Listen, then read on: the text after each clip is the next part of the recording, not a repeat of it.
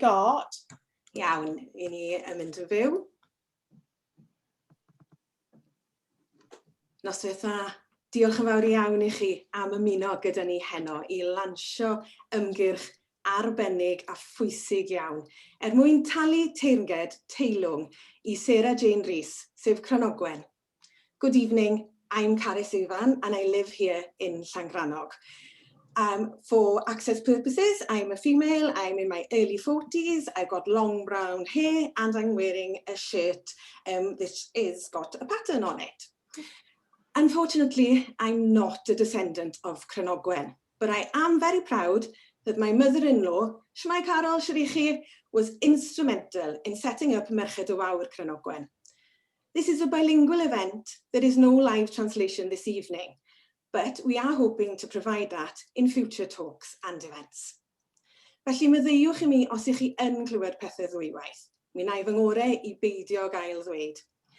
Ac yn rhyddodiad gorau posib diwylliant Cymraeg heno, mae gyda ni clash, hyd yn oed yn y byd rhithiol yma sydd gyda ni.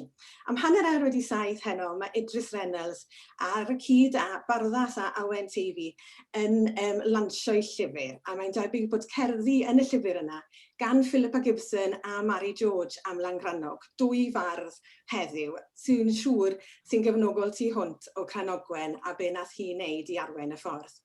Felly fi'n gobeithio gyda cymaint o bethau digwyddiadau yn digwydd yn yr ardal yma bod bandwyd Pontgarreg yn mynd I gallu dylio gyda'r ffaith bod ni gyd ar-lein. So we'll be recording this evening's event for ourselves and you're more than welcome to ask questions, give suggestions and ideas in the chat in Cymraeg or English. Mae di bod yn ddiwrnod braf iawn fan hyn yn Llangrannog heddi. Mae'r gwanwyn yn y tir a mae'n fwy braf o cael dechrau ar y ymgyrch yma. Fel nododd Menna Elfyn mewn e-bost yn gynt heddi atai, da o'r diwedd, rydyn ni'n cydnabod rhywun sy'n heiddi cael ei chofio. Yn ymuno gyda mi mae Anne-Marie sydd hithau yn byw yn Llangrannog ac yn arwain y tîm ar gyfer prosiect Cerflun Cymunedol Cranogwen, a hefyd yr Athro Jane Aron sydd wrthi'n ysgrifennu bywgraffiad am ein harwres Cranogwen. Before introducing Jane further, I'll ask Anne-Marie, who's heading up the project group for Cranogwen's community monument, to share background on how this project has got off the ground and how you can contribute to ensure that this statue becomes a reality. Felly draw at y ti, Anne-Marie. Croeso I bawb. Welcome everyone to our launch event this evening. My name is Anne-Marie and I'm joined here by Seb Boyson and Helena Boyson. We are launching the project today here in Llangrannog. Please use the chat function this evening to tell us where you are. We want to know where you are, where you're listening to us, where you're joining us from, and send any information you want to share as we're recording this session, as Carys has already told you. So in these strange times, we're so proud to be able to bring joy and good news to you this evening. Monumental Welsh Women are guiding this project and have set out to produce 5 statues in 5 years of 5 outstanding women in Wales. Their mission is to normalise female ambition and success by celebrating and commemorating the achievements of great Welsh women and inspiring the next generation. Through a generous donation from the Welsh Government, Monumental Welsh Women have pledged £35,000 to the Cerflun Cymunedol Cranogwen Community Monument. The Vice-Chancellor of Aberystwyth University has also generously pledged £5,000. So as a community, we need to raise a minimum of £10,000 to complete the vision of having a life-size representational figure of Cranogwen in our village garden and a potential Cranogwen trail of important sites throughout the local villages of Pontgarreg and Capel. This is believed to be the best location as the Llangrannog Welfare Committee own the site, which is near Cranogwen's resting place in St Cranog's churchyard and next to Bank of Elyn that Cranogwen partly funded. From the outset, we have chosen the local sculptor, Seb Boyson, sitting next to me, who lives in Llangrannog and has a proven record of excellent community collaboration. Seb has provided our community with a much-loved statue of St Crannog on Penrip. You may also know that he uses the people of this community as inspiration for his work. He is also willing to provide workplace experience to other aspiring sculptors during this project, and Seb is going to be joining us for questions at the end of this evening's talk by Professor Jane Arran. So just to kind of lighten the evening and set the scene, I really want to share a little story, some storytelling, that we can thank John Myrion Jones for the inspiration for this very short story that tells us a little bit about Sarah Jane Rhys or Cranogwen, her bardic name's younger years. So it is said, one day, a long time ago in this place, we know the wind started to blow and a large, round, travelling man appeared on a very small donkey. He was carrying a large Gladstone bag full of books and gadgets. His name was Hugh Davies, and he wore a tall top hat, white cotton trousers tucked into his Cossack boots. His coat was of fine wool with shining buttons. He had a large bow tie knotted. Sarah Jane had sparkly eyes and was brave, and sometimes she was allowed to carry his large blue umbrella as they walked to school. After they opened the school door for light, she sat with the children on long, narrow benches around the room, and Hugh Davies sat on a wooden chair in the middle. Hugh was a phrenologist. He measured the children's head shapes and pulled out his cards to undertake an intelligence test. After that, he reported back to parents on where and when and what the children should do to further their education. Like Hugh, Sarah Jane had the right head shape, which was full of ideas, and her parents paid £0.50 for the term's teaching and an extra £0.50 for mathematics. We are told that she went on to become the school mistress in place of Hugh Davies, finding her work and expression more effective than the stick. As with her other life work, her advice went further, much further than corporal punishment. So I wonder what our head shapes would have meant for us. Okay, we're about to find out more. So I'm going to hand you over to Caris, and she's going to introduce our guest speaker this evening, Professor Jane Arran. Diolch yn fawr, Anne-Marie. Mae'n gret I gael straeon felly ar llên gwerin, a mae'n hollol arbennig I weld o ble mae pawb yn gwylio. Diolch o galon I chi am ymuno gyda ni o bob math o lefydd ar draws Cymru. A ar un llaw, mae'n siom yn dydi nad ydyn ni'n gallu lansio hwn gyda'n gilydd yn neuadd ym Mhrontgarreg, ond eto ar y llaw arall mae'n hollol wych bod ni'n gallu gwneud hwn yn rhithiol a cael cynifer o bobl yn ymuno gyda ni. It is absolutely, truly brilliant to have so many people joining us from all different places around Wales and further afield. Diolch yn fawr iawn I chi. Felly, dim mwy oddi wrtha I heblaw cyflwyno Jane fel wedodd Anne-Marie. Mae Jane Arran yn athro emeritus. Dwi ddim yn dda iawn yn weud y gair yna ymddiheuriadau. Mewn llenyddiaeth ym Mhrifysgol De Cymru ac yn olygydd cyfres honno pres, clasuron menywod Cymru. Mae ei chyhoeddiadau yn cynnwys y monograffau Pur fel y Dir, y Gymraes yn llen menywod y 4yd ganrif ar 15, a enillodd wobr Ellis Griffith yn 1999, a'r gyfrol Saesneg 19th Century Women's Writing in Wales. Enillydd gwobr Rowland Mathias yn 2009. Roedd Cranogwen a'i dylanwad I gweld yn sylweddol yn y ddau lyfr hyn. Ar hyn o bryd, mae Jane Arran yn ysgrifennu biwgraffiad o arwres arloesol Llangrannog ar gyfer gwasg Brifysgol Cymru. Yn dilyn y cyflwyniad, bydd cyfle I holi cwestiynau I Anne-Marie, I Seb am y prosiect, ac I Jane am Cranogwen. Jane Arran is Emeritus Professor in Literature at the University of South Wales and series editor of Honno Press's Welsh Women's Classics. Her publications include the monographs Pyr fel y Dir, y Gymraes yn llen menywod y bedwaredd ganrif ar 15, a Welsh language monograph on the representation of Welsh women in 19th century women's writing, which won the Ellis Griffith Prize in 1999, and the English language volume, 19th Century Women's Writing in Wales, winner of the Rowland Mathias Award in 2009. Cranogwen and her influence featured significantly in both of these books. Jane Aron is currently engaged in writing a biography of Llanganog's pioneering heroine for the University of Wales Press. Following the talk, there will be an opportunity to ask Anne-Marie and Seb questions about the Monument Project and ask Jane anything about Cranogwen. So do please keep telling us in your chat, in the chat where you are, and also any questions, and I'll pick those up after the talk by Jane. Draw at chi, Jane. Wel, diolch yn fawr iawn, Carys. Nawr, rwy'n jyst mynd I osod yr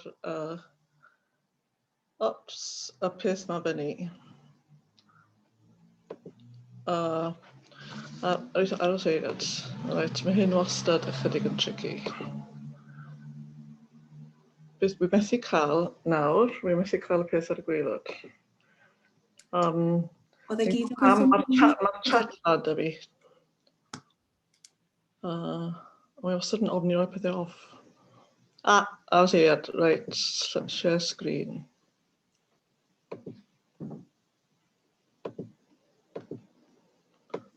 Oedd e'n gweithio'n berffaith gyda ni pan ni'n gweithio wastad y ffordd gyda technoleg.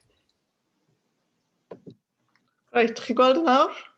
Ydyn yn berffaith. Da iawn, da iawn. Cymaint o ryddhad. Right. I'll be giving this talk in English. I've been asked to give it in English. I understand some of you are not Welsh speakers. But the quotes will come up on the slides in Welsh, but I'll be giving a translation of them as I carry on. So first of all, I'd like to offer very many thanks to the members of the committee for giving me this opportunity to speak tonight. It is an honour to be supporting this very worthy cause. You should now be looking at a contemporary painting of Cranogwen by the painter Maynard Mathias. I just saw that she was with us tonight. She came up on the chat. So diolch yn fawr Maynard for this contemporary painting of Cranogwen. You see the shore of Llanganog on the background. In the picture, she's clearly a 19th century woman. She's dressed in 19th century clothes, but she's portrayed seated astride her chair in an unexpected, even startlingly strong stance, not what you would expect of a Victorian proper lady. Unexpected and startling are very appropriate adjectives to describe the impression made by Cranogwen when she first burst upon the mid-19th century Welsh scene. To get a sense of the kind of shock she created, I'll go on to the next slide. Well, we will aim to go on to the next slide. Why is that not happening? Honestly. Am I going on to the next slide with you? No. Oh. Honestly, technology. What about now? Ydy, perfect. Great. So I'm now trying to remember what I actually did then to get it going. Oh well. So, okay, you are imagining yourself back in 1865 in the Aberystwyth Steddfod. You have got a ticket for the event, and there on your slide you will see a reproduction of an actual ticket, which is in the Ceredigion Museum. National Steddfod, Aberystwyth 1865. You're attending. The pavilion looks a bit like the picture just below it, if you can see it. It is not actually an image of the actual Aberystwyth Pavilion. That one is a little bit later, but not much later. It's packed. You got the ranked bards sitting on the stage, all of them male. You're there for the awarding of a poem on the topic, the wedding ring. And it's known that the best and most popular bards of the age have entered for this competition, including Cerflun Cymunedol and Mynyddoch, all of them very well known at that time. So there's quite a lot of excitement in this pavilion. They're looking forward to seeing one of these bards appearing. But when the adjudicators have given their verdict and the archdruid has asked Muta, the winner's pseudonym, Muta means the muted one, very topical at the moment, all of the rest of you muted, but Muta, you're all muters. The archdruid has asked Muta to rise and get up in the crowd and ascend to the stage for the prize. Who gets up but not one of these men, a young woman, no longer a muted one, and her name is announced as Miss Sarah Jane Rees of Llangrannog. Various accounts have been provided by witnesses of the shock of this event. There was immense, no one expected a female win. Apart from the hymn writer Anne Griffiths, there was no generally acknowledged woman poet in Welsh language culture at this time, or indeed really any women writer. The only pre-1865 Welsh Journal for Women, which was edited by a male, had folded after a short run, in part due to complete lack of female contributors, only one basically, the poet Ellen Egrin. She had published her book back in the 1850s. They were definitely not expecting a woman to stand on that stage. I'll never forget the sight, said one astounded witness to the scene, seeing a young woman, evidently of the peasantry, rising and ascending to the stage to take her prize amongst the cheers of the audience. Some members of the audience were not cheering. One of them, a lesser known bard, John Parry by name, who had also tried the competition, got up in anger and shouted out, "There's no fairness here, giving the prize to some chit of a girl like that," before stalking out of the pavilion in fury. That combination of surprised acclaim and shocked disapprobation characterized Gnocran's reception for the next few years of her career. But well before 1865, her life had followed different paths from those expected of the women of her era. That is her at that age when she won the prize in Aberystwyth. And it's also, I think, the photograph by famous photographer John Thomas, taken, of course, after her win when she became a celebrity, that Maynard has used for her portrait, I think, isn't it, Maynard? Her path to that stage had been, in many ways, also a very unexpected one. This is Llangrannog Beach, where her father, a sea captain, owned a ketch, much like one of the boats on the shore. Apparently, John Rhys struggled with an alcohol addiction, which may account for the relative poverty of his family. The cottage she was born in, Dolgoe Bach, born in 1839, cottage was up on the slopes above Llangrannog, was split into two households, and their neighbour, living under the same roof, as she says in one of her autobiographical essays, was a pauper living off the parish, which hardly suggests that Dolgoe Bach was a luxurious residence. There's no record, however, of her father ever having behaved unkindly, though he had a drink problem, towards his family. On the contrary, it was largely because of his appreciation of her early promise that Cranogwen got to go to school, during an era in which many women received no schooling at all. In 1845, 80.5% of Cardiganshire women signed their marriage certificates with a cross, compared to 32.7% of their husbands. And even in 1860, 67.2% of the county's women could not sign their names. You can see why it was such a shock when she got up. Majority of women in Cardiganshire were not literate at this time.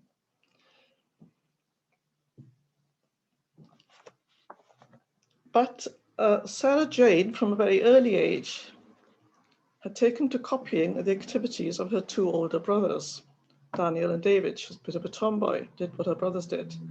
Like them, she wanted to send messages to her father when he was away at sea, and so she took up a pen and she started copying their lettering. and duly sent off a letter. Her father was so impressed when on one voyage he received a letter from her that after returning home, he suggested that she be sent to school. And you get this conversation, which is described in one of her autobiographical essays in the magazine she went on to edit, the Brythonus. Well, she must go to school, said the father. She'll learn, I think. It's early enough yet, said the mother. How can she learn? She can't walk, boy. I think mother must have been exaggerating slightly here, because Cranogwen remembers it so well. Surely she could walk. Anyway, she's very young. And she says, she of whom they spoke was full of desire to go to school, not so much because she wanted to learn, but because of her yearning to go. From the first, this was an element, to go ahead, to go with others, and so on. Soon enough came the desire to learn as a thing in itself, but never once did the desire to go falter. Well, she got to go to school. That dialogue and her later experiences in the local school with her teacher Hugh Davis, whom we've just been hearing about from Anne-Marie. Hugh Davis was particularly quick to recognise her abilities and help her to develop them. They're recounted in those autobiographical chapters in Brythonus, which unfortunately for her biographers end at 13, when she leaves school and it's time for her to contribute to the family's income. At this time, occupational experiences for women were severely limited. Before the Married Women's Property Act of 1882, any income a wife earned or inherited was by law the property of her husband, as were their children. Few salaried posts available to women, basically domestic service, main one, needlework, teaching of young children as a governess or a mistress in a dame school, and that was it, more or less. They were all poorly paid. Sarah Jane was duly apprenticed to a needlewoman, domestic service clearly right out for her. And needlework also, from her point of view, a right out for her. She returned home very quickly, announcing her complete distaste for that work. Instead, she persuaded her father to take her on board his ketch as a crew member. By this time, the two brothers who'd previously served as their father's crew had left home to further their own naval career, so he did actually need a crew.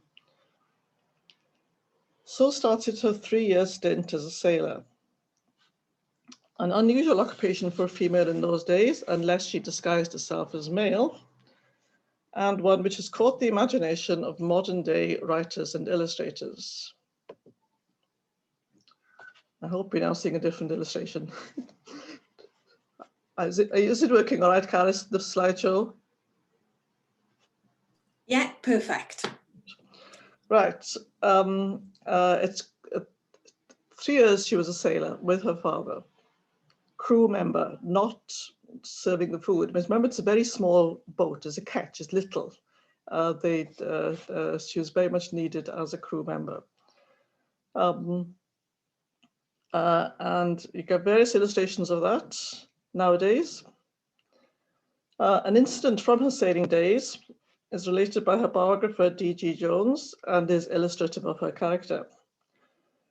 One night during a voyage home from South Wales port to Llangrannog, the ketch was caught in a bad storm.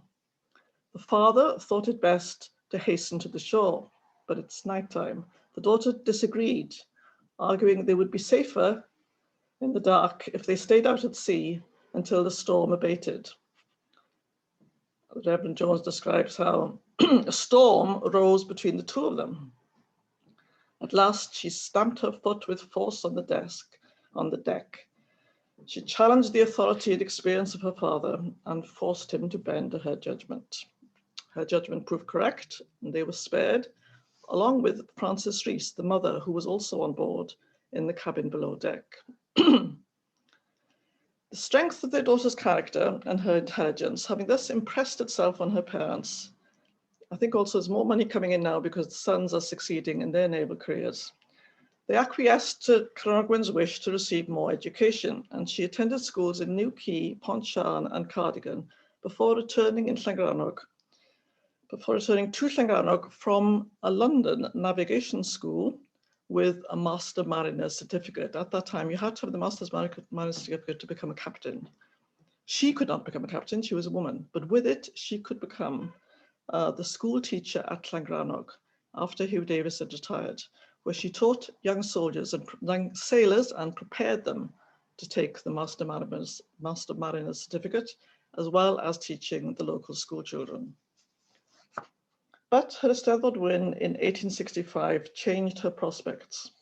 It made her truly a national celebrity. The shock of that win. The whole of Wales wanted to see and hear the young woman who had beaten Cyflawni and Ceiriog at their own game. The mid-19th century was the age of public lectures, particularly amongst the Welsh nonconformists, because if a chapel managed to secure the services of a popular lecturer, they could make a substantial sum of money from the ticket price. Money much needed to pay off building debts.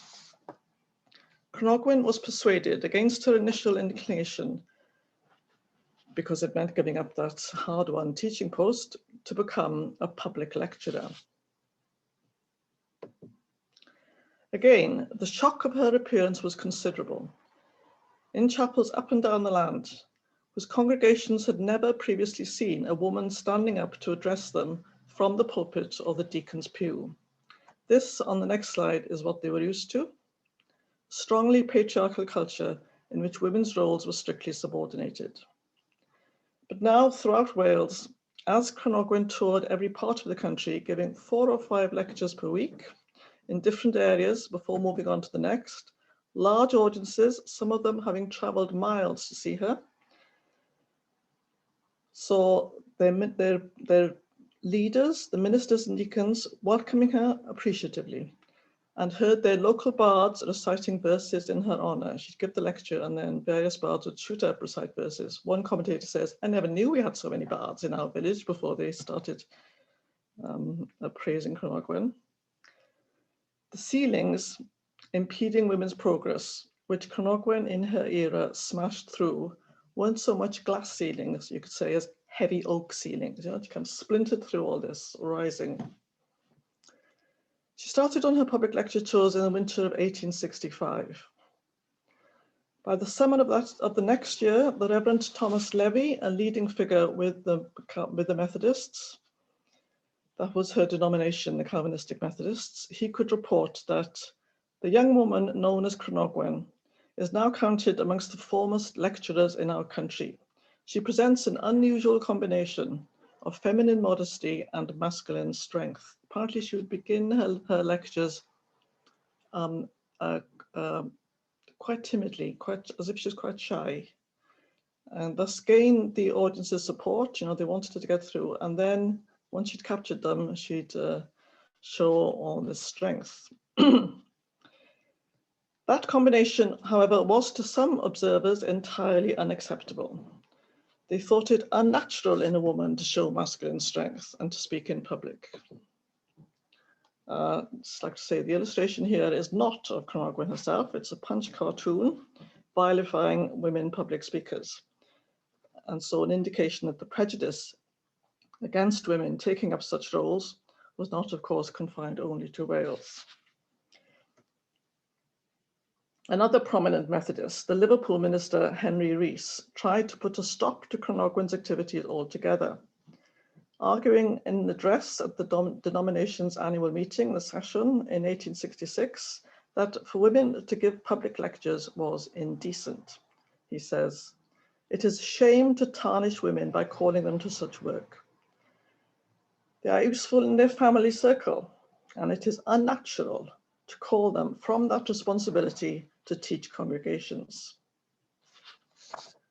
A member of the Welsh Anglican clergy, I think Anglican showed you a bit put out that the nonconformists were making so much money out of Cranogwen. A member of the Welsh Anglican clergy went further in April 1867 and compared the appeal of the female public speaker, and Cranogwen is practically the only one in Wales at this time. He compared their appeal to that of witches. He says, a new attraction, like that possessed by Marir van Cerflun, Bella of Dinbych, and Bessie of Llansanfraid, has come again to charm the Welsh. These are all women historical women who had been thought of as witches. And the girl adorers are streaming towards it. Inarguably, the age of giddiness has dawned among us. Vanity of vanity, all is vanity. This reaction, however, did not deter Cranogwen. She carried straight on, giving lectures wherever she was asked to do so.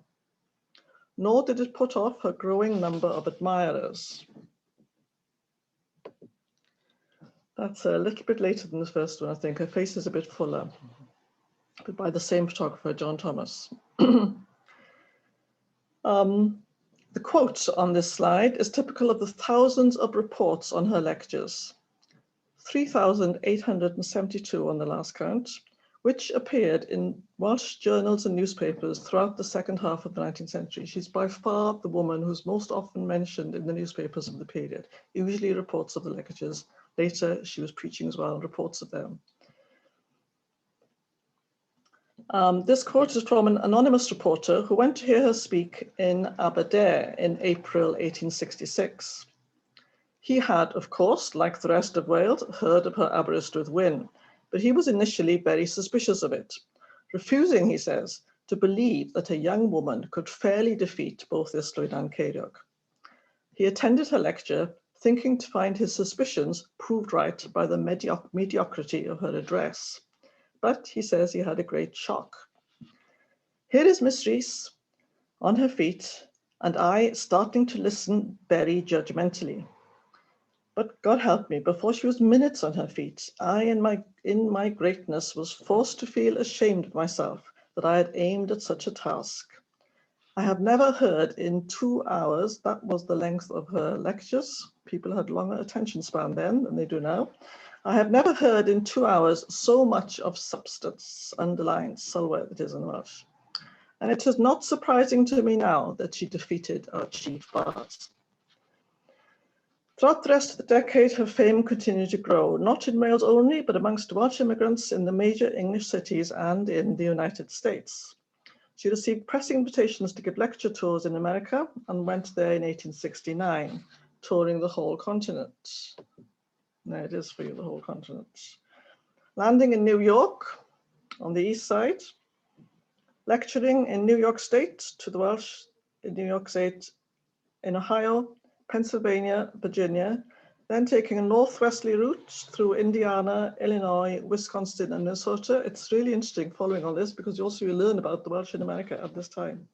Then back southwards to mid-America, to Kansas and Missouri, before traveling on the newly built Union Pacific Railroad across the Rocky Mountains to California, right on the further western side, where Welsh settlers had been drawn by the allure of the gold rush. Wherever the Welsh had gone, she went after them. Wherever they built a chapel, she went and lectured there, invited all the time because her travels had been announced by the Welsh language newspapers which existed in America at this time. The challenges of such journeys undertaken by a woman traveling alone so soon after the United States had emerged from its violent civil war were formidable. Never mind the fact that at each stage she was stopping and delivering 2-hour lectures in every Welsh chapel. It was estimated that she gave in all over 400 lectures during her 1.5 years in the United States. And that's so popular were they that from their profits, the debts of the majority of the newly built Welsh American chapels were cleared. But what were these lectures, you're asking? Unfortunately, they have never been published, partly because she used them throughout her life. She gave the same lecture over and over. But their titles are Youth and its Education, The Cultivation of the Young Mind, The Essentials of Good Character, The Elements of True Happiness, Labour and its Rewards, and one popular one on Anne Griffiths. That was the only person she gave a lecture about. From the myriad newspaper accounts of them, it appears they were concerned largely with the need for all those aspiring to live fully and well to recognize their own abilities, recognize yourself, learn to know yourself. Whatever your society says, learn to know yourself, cultivate their own abilities through acquiring education. Education is very strong in education. and then put them to work for the benefit of others. Only thus can you hope to find true happiness. That's the message that's coming over in many of these lectures. And this message was for girls as much as boys, for women as well as men. One Welsh-American poet and preacher, the Reverend J.P. Harris, in the Englynion he wrote to her after hearing her lecture in Catacras in New York State in August 1869, declared that Cranogwen is on a mission to improve the world, to cultivate its mind. By the autumn of 1870, she's back in Llangrannog though.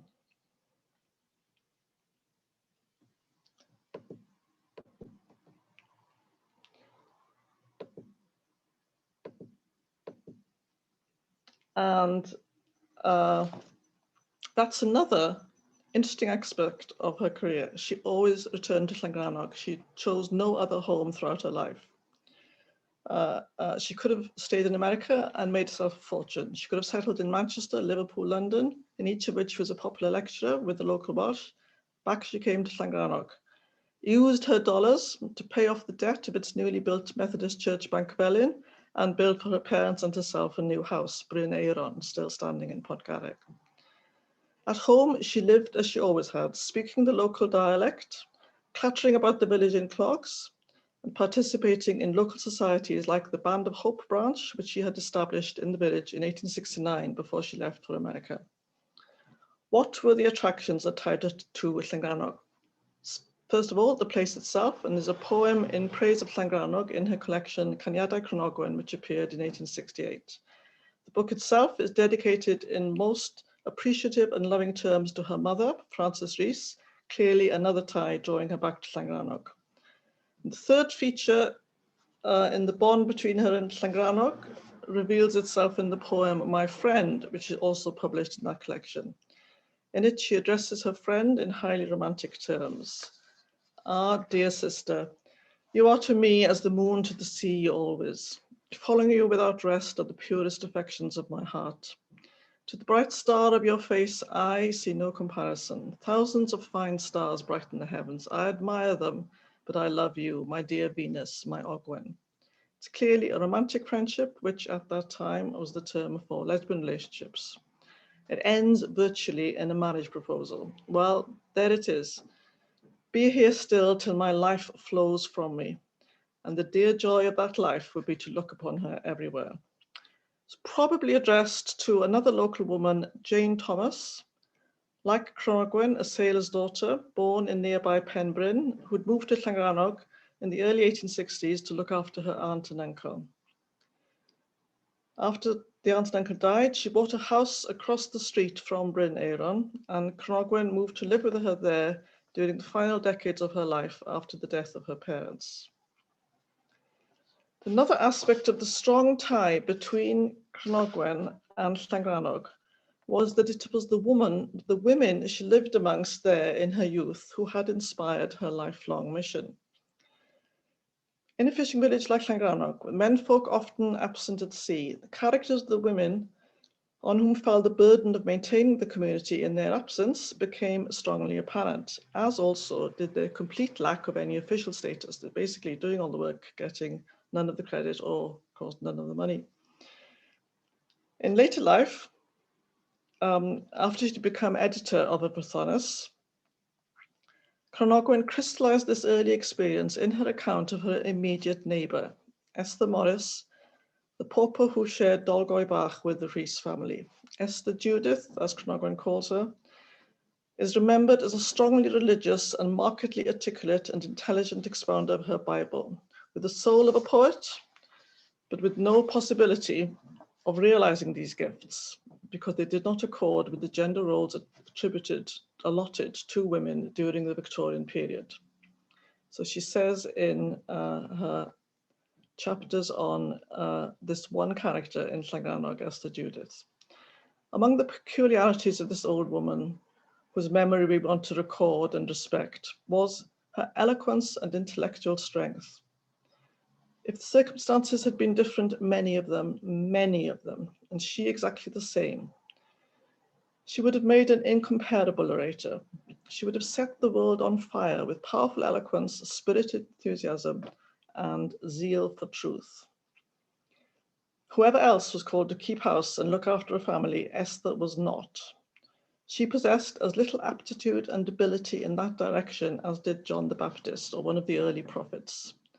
The loss was that neither Esther nor any of her contemporaries understood the special work that the talent which was hers could have accomplished in the world. In the Brythonest, Cranogwen makes it clear it was her mission to awaken women like Esther to their own talents, to encourage them to exercise them, and thus to awaken the world to the realization that to tie women to the domestic sphere alone constituted an enormous wastage of human potential.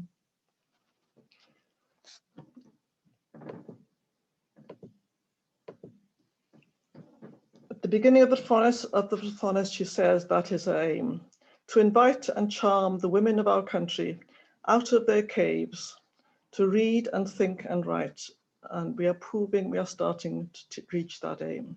She managed to get very many women contributors to the Brythonest. She would write to women she knew, saying, why don't you write? Why don't you write me an article? She also held competitions for younger women and children. And the competitions were open to boys as well, but what she wanted was a woman's win, as comes evident in the next quote on the slide, where she's saying in the magazine, come on girls, where are you? Why are you not trying for these competitions? Most of the competitors are boys, and you know that it was to you chiefly that we looked. She also supported developments like the women's suffrage cause, but I'm running out of time, I think, so I won't read you that quote.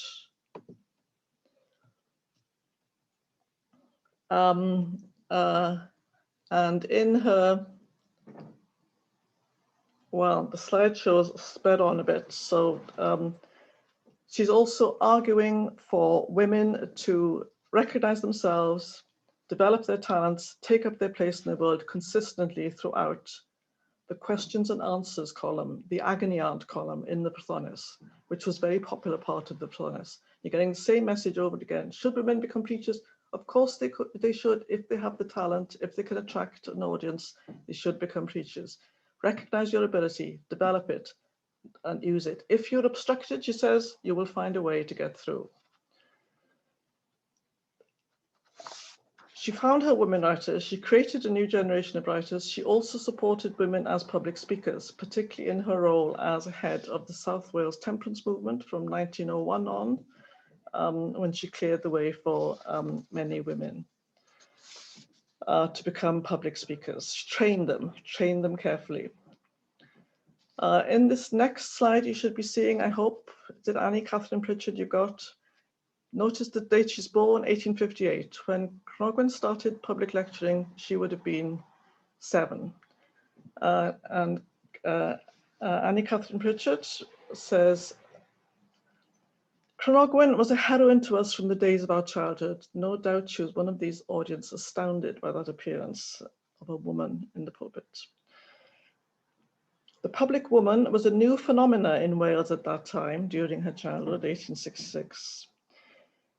But the perfect suitability of Cranogwen for this work, which she had taken in hand, caused prejudice to disappear and ensured for her a warm welcome whenever she went.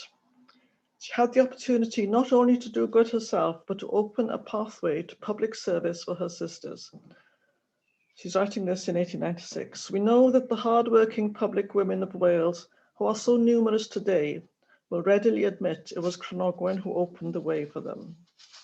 And among those women were writers like, I'm skipping a bit, Moelona, novelist born in Trydlewis, not far from Llanganog, who says of Cranogwen, Cranogwen taught women to think for themselves, to lean on one another and to cooperate with one another. She taught them too that girls can choose their course in life in the same way as do boys. Cranogwen's achievements in themselves were phenomenal, but her influence as a pioneering role model was, in the history of Wales, greater yet. Hers was the woke call, which awakened more than one generation of Welsh women to the possibilities of a new world. To give the last word in this lecture to a man, Here's Owen M. Edwards, leading writer and editor during his day, giving his view of her shortly after her death in 1916. Cranogwen had a mission and a noble aim, and she succeeded.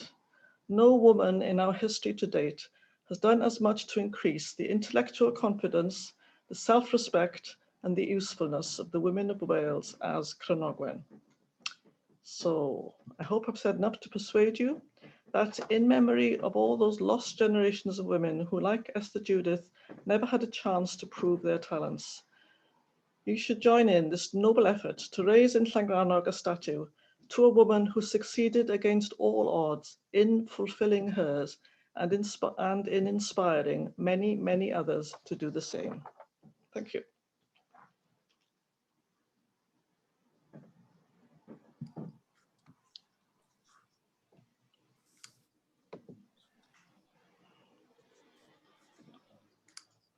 Wel, anhygoel. Diolch yn fawr iawn i chi, Jane. Wirioneddol mor ddiddorol. Mae rhaid i fi weid, nathon ni cael cyfrannydd heddi ar y GoFundMe. Dwi wedi rhoi yr ddolen lan os oes pobl eisiau cyfrannu. Ond nath cyfrannydd caredig iawn, hala neges ato ni yn dweud, dwi wedi bod eisiau gweld mwy yn digwydd gyda Cranogwen a sôn amdani hi.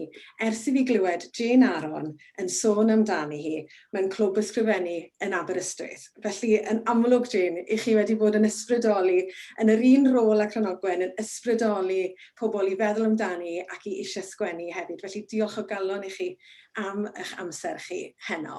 Mae wirioneddol wedi bod yn wych hefyd, tra bod chi wedi bod yn siarad, fel mae dychymyg pawb wedi cydio. Ac erbyn hyn, mae Heledd ap Gwynfor yn mynd i fod yn sgwennu ffilm amdani, dwi'n credu, achos mae cynhwysion i gyd yna. All the ingredients are there for a fantastic film of Cranogwen as well, I think. Everybody is so excited, and thank you very much for those lovely, lovely notes people are putting in the chat as well. And I think we've got people from Ynys Manaw to London joining us as well. And it's really fabulous to have Anne and Martin Gregg join us as well. I remember, Anne, when the unveiling of Sant Cranog, the statue in the village, had just happened. I think Anne's first comment afterwards was, right, Cranogwen next. So here we are, finally getting around to it, Anne, which is great. Diolch yn fawr iawn i chi. Os oes yna unrhyw gwestiynau sy'ch chi'n hoffi rhoi'n fan hyn, reit, mae Betsan O'Connor yn gofyn i chi, Jane, oes yna ail benod i'r ddarlith hon, i edrych yn fwy amlwg ar ei gwaith yn cefnogi merched adre a datblygu refuge cynnar i fenywod. Felly, mae hynna'n ddiddorol, yn dydi? Chi fi ateb yn Gymraeg neu Saesneg? Ie, so chi'n fodlon ateb yn Saesneg i ni am heno, a newn ni'n neud yn siŵr bod cyfieithydd gyda ni tro nesaf. Right, I've been asked, is there going to be a second chapter to this lecture on Cranogwen, detailing further what Cranogwen did for women in Wales generally? Well, I am writing this biography. That's as far as I'm concerned, that's the second chapter. There is a great deal more to say, as you can imagine. And yes, as the questioner pointed out, a home was built in her name for women who needed refuge down in South Wales. There's various accounts of her activities. Apparently in one meeting down in South Wales towards the end of life, 10 young women rose to give sermons. All of them had been trained by Cranogwen, and she was very nervous in the audience. She trained them meticulously how to do it, and they all did. She encouraged women to become writers, and as editor of the magazine, she'd also edit their work, showing them how they could improve. Many women published for the first time in Brythonus went on to become novelists or essayists or poets. She really did work hard at not just going ahead herself, but taking other women with her. That's part of the return to Llangrannog business, I think, as well. She wanted to take the whole community with her, not just to progress alone. Mae hwnna'n arbennig, diolch yn fawr, a mae'n dda bod pobl eisiau clywed mwy. It's great, because there's so many different parts of her life that are so interesting. Other people are asking, Jane, when will the book be published? Next year. Not this year, sorry. Well, hopefully, as part of our energy and commitment to making sure that we're all making sure that we're contributing and that we'll have a statue here in Llangrannog for Cranogwen. Anne-Marie, there are no questions coming through at the minute about the statue, but I thought I'll go over to you and Seb and Helena as well and give Jane a break for play. Jane has been talking to us for quite a while now, so diolch Jane. And just ask, could you go back and remind us a little bit more about what this statue will be and how will things be developed? Firstly, we want to clap, Jane, actually. Thank you. Absolutely fantastic, Jane. The comments are coming through so positive. Everybody's really enjoying this. People saying it's like a trip back home when they live away. People obviously here from all over Wales, and we said from Anglesey and Ysmond through to London. Fascinating, fantastic, inspirational. You know, it is obvious to all of us and has been for such a long time that we need to provide something in this area for Cranogwen, recognising what she does. And we aspire, as you know, to raise £10,000. There's a GoFundMe page up and running. This week we've been on Heno, this week we've been on Radio Cymru, etc., etc. So we need this message out there. We need to keep the momentum going. We see the monument, we're really, really pleased, as the beginning of what we can do for Cranogwen. We've got a vision. Obviously, we need to speak to the community, see the community's vision, involve everybody here, because we want to work in partnerships. We want to work with other organisations, because we really see that there could be a Cranogwen trail. There's all sorts of things that we could be developing. You know, we've said all sorts of things this week, haven't we, Seb? Yeah. From, you know, every image we're bringing up, from the large man on the very small donkey to whatever, having small bronzes through the woods, we were saying, all sorts. It was very interesting, though, talking to the Monumental Welsh Women, the steering group there. They were very keen when we talked to them last night about portraying Cranogwen in her older years, rather than as, I mean, I loved the picture, which I'd never seen before, the painting of Cranogwen on the boat. Sitting in the chair, wearing her trousers and all the rest of it. And we've been having this discussion about what she should look like, whether she's the younger tomboy or the older kind of stateswoman. And it's that kind of feedback that we want from our community to tell us how we're going to, progress this. So we're open, nothing, absolutely nothing has been decided, nothing at all. So at this moment, we have no idea what the finished work will look like. We don't know, how she's going to be looking, whether she's going to be sitting in a bardic chair, all of these things. So any comments are most welcome. Certainly, we've been told about somebody that can help us in St. Fagans. Yeah. That specialises in the clothing of the era, those sorts of things last night. Certainly, we want to, Seb envisages building some maquettes, don't you, Seb? Yeah. And then us bringing those to the community and getting all sorts of ideas about how this kind of image, how this monument can evolve. Yeah, I mean, it really is about its interpretation, and I think just hearing back from people is going to be very important. We've got to do a lot of research about getting the costume right that she would have been wearing. We can't get that, out of. It's got to be the right look and all the rest of it. And coming in with sorry to cut across, Seb, but people are coming in with comments, which is great because they're feeding into the conversation. So I just want to feed those as well. That I think the image you were talking about that Jane used at the beginning of her presentation was Maynard Matthias's, and Maynard's with us tonight as well. And a lot of people are saying how much they like that as well, and the balance between the young tomboy and the energy that is there as well. And also that they're looking, I'm really sorry, but chat keeps going up as well, that Betson's asking about the sort of the balance between being a female and, you know, the energy there, and how will you go about that as well? Because according to her, her son had told her that she was lucky to have someone like Cranogwen leading ahead, or she'd be at home sewing. So I think the children in the era all know about this pioneer, and it's great. And it's really interesting how people have really enjoyed seeing the different interpretations as well. Quickly just say that yes, there will be further discussion about. I think we need another Zoom thing just about how she should look. Yeah, brilliant. That's perfect here. And I think it's very important what you said in terms of it's not a done deal. There's no decisions being made. It's very much there for people to feed into this now. Today we're launching this. This is our first event.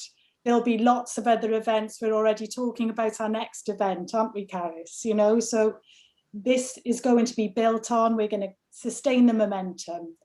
And work together, definitely. There's lots and lots of comments coming in, and I can see loads of people, like you can see Mania, I can see Jane Hoy in here. We've been working with Aberration, you know, all sorts of organisations that we're going to go to, we're going to talk to, we're going to see how we can kind of build this picture. Certainly people talking about all sorts of ways we can celebrate, all sorts of days, all sorts of groups that are willing to come and get involved. So and we hope sort of further down the line that we're going to have several models or maquettes, if you like, which we will maybe put to a public vote, so people can, you know, the community can decide whether it's, you know, A or B or C or whatever. So, you know, that's the next stage of this before, you know, before we go any further. Definitely on a journey, I think, isn't it? It's the first steps, so it's fabulous. And it's also great to see everybody coming in with the different comments. A diolch I Rhian with the rowing club as well, because I think there are things around in Llangrannog that remind us of Cranogwen, such as the longboat. And it'd be great to see how the different clubs and communities, as things hopefully start to open up, how people can start fundraising in their own ways as well to make sure that this statue does happen as well, and that we can have those funds together. Felly diolch yn fawr Rhian am ymuno gyda ni heno hefyd, a jyst I weld sut gall y clybiau gwahanol. Mae Caryl hefyd sydd lan yr hewl fan hyn yn sôn am wedi dysgu am Cranogwen yn ysgolion. Wel, gobeithio wneith y cwricwlwm i Gymru caniatáu i ni wneud hynny, a fod yr ysgolion i gyd yn edrych ar Cranogwen, a bod ni'n neud yn siŵr bod yr hanes yna. So it's really thrilling how people are seeing how this can all weave into different ways as well to make sure that Cranogwen, that we know about her as well. I was just wondering if the last few words can go to Jane, because, you know, you've inspired us so much this evening, Jane. You know, we really would like to invite you back again. Definitely. We want to find out more. Definitely. Is there anything you'd like to say, or anything else you'd like to comment about? Really, thank you very much for inviting me. It's great that this is going on. I do hope you succeed. I hope that statue goes up. To match your Sant Cranog, you'll have Cranogwen as well in Llangrannog. And I can imagine that in her way, she would be deeply pleased. And she would, but mainly she would hope that she would prove an inspiration to women of that area and every woman who visited that area, to make as much of their talents as they could and not be stopped by any obstacle. Yeah, brilliant. Fantastic. Sut allwn ni orffen ar nodyn gwell, diolch o galon I chi, Jane. Mi fyddwch chi, mae yna bobl eraill wedi rhannu a sôn am ei hamser hefyd. Felly gobeithio allwn ni cael cyfres o ddigwyddiadau fel hyn yn codi ymwybyddiaeth. We're looking to have a series of events like this so we can continue to talk and learn more about this amazing, amazing woman. Felly diolch yn fawr iawn I bawb. Dwi'n siŵr bod pobl lan yn Eisteddfa a Nanty Mawr erbyn hyn wedi mynd I watcho rygbi ac I weiddi ar yr Alban I ennill nawr. Felly pob lwc I Gareth a'r criw yn fyna. Felly thank you very much. Thank you very much, Anne-Marie and Seb. And I think, am I right in saying, Anne-Marie, as well, that there's an invite open to other people who are living in the village or who would like to contribute. Please do let us know how you'd like to contribute as well. Absolutely. Please join us. Diolch o galon, diolch I chi am ymuno'r holl lefydd ffantastig yma. Mae rhyw 123 o bobl wedi bod ar-lein heno, a diolch Jane am bob dim. Tan tro Diolch nesaf. yn fawr. Diolch yn Nos fawr. da. Nos da. Nos da. Nos da. Nos da.